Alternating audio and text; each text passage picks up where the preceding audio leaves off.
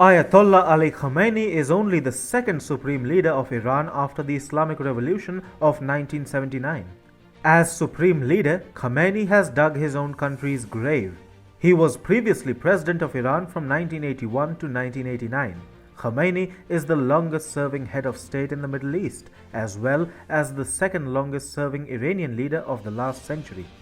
Khamenei exercises control over the executive, legislative, and judicial branches of government as well as the military and media, but he keeps wanting more. He is not a happy man. He isn't satisfied. Khamenei wants more. His thirst for more power has today brought the Islamic regime on the verge of collapse. Iranians are turning against the supreme leader, and now even the country's political elite are dissenting. Iran has been rocked by multiple massive protests during Ali Khamenei's reign, but the ones which are brewing now promise to shake the earth under the supreme leader's feet. Ali Khamenei is going down rather unceremoniously. His moves have backfired. Hi and welcome. This is TFI Global, the foreign affairs and geopolitical analysis arm of the TFI Media Group. I am your host Sanbir Ranhotra, and in this video I will tell you how Khamenei has shot himself in the foot with the appointment of Ebrahim Raisi as president. Let's begin. Iran faces a massive loss of legitimacy across the world. In the general elections conducted in June, ultra-conservative mass murderer Ebrahim Raisi was elected president amid a historic boycott of polls by Iranians. His radical government does not have the popular support of Iranians, and having been made to contest a rigged election prior to which all competition was flushed out by Ayatollah Ali Khamenei and his Guardian Council, Raisi's coterie of leaders have close to no standing and legitimacy around the world. Within Iran, the appointment of Ebrahim Raisi as president has brought out in the open the deep rifts which exist among Tehran's ruling class.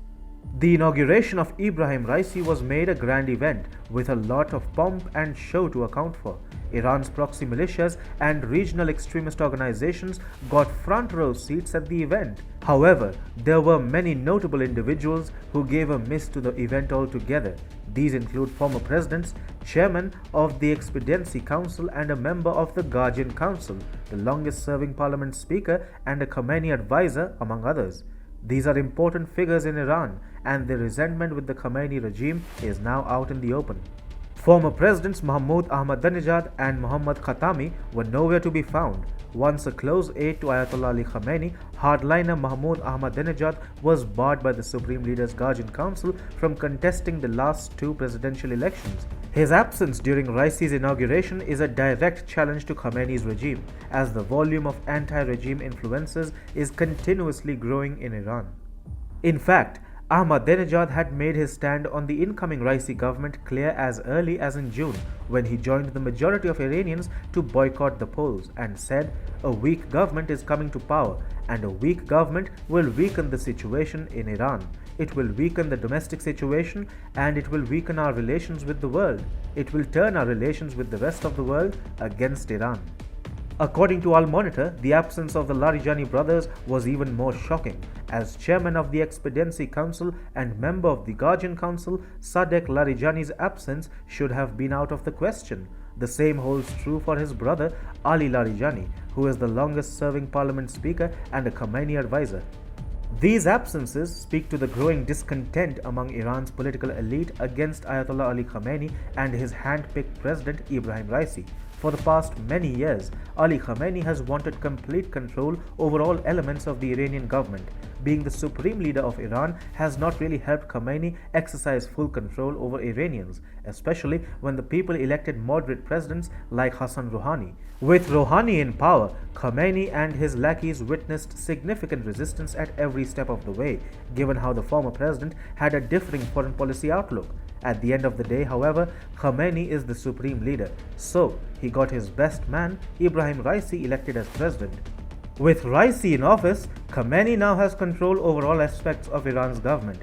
While Khamenei got Raisi elected to strengthen his own position, what has also emerged as a byproduct is an open wave of discontent against the Islamic regime, which now threatens Khamenei's position more than ever.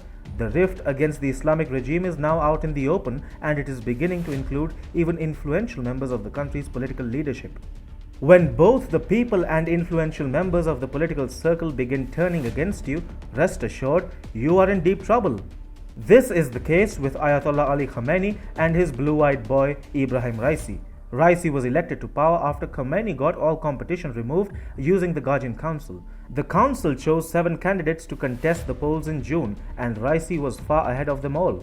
All real challengers were barred from contesting against Raisi.